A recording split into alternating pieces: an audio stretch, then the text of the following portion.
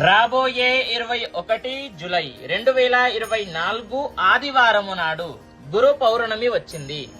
ఇది వేద వ్యాస మహర్షి పుట్టినటువంటి రోజు. కాబట్టి మనము గురువులకి పూజించాలి.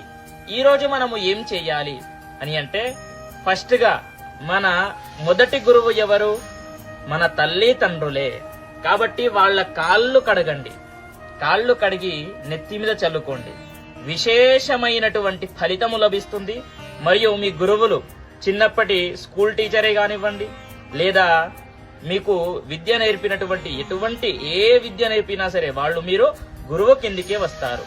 కాబట్టి వాళ్ళకి ఏదో దక్షిణ సహాయం చేయండి, వస్త్రదానము ఏదో ఒకటి దానంగా కాదు దక్షిణ రూపంలో ఇవ్వాలి. చూడండి, ఇంకా ఘాన్గాపూర్ వెళ్ళండి వీలైతే.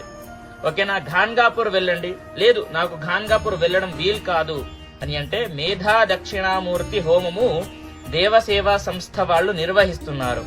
కాబట్టి ఓన్లీ నేను పూజ చేసుకుంటాను ఇంట్లోనే ఉండి అని అంటే, నా బయోలో లింక్ ఉంది, అక్కడికి వెళ్లి పూజను బుక్ చేసుకోండి.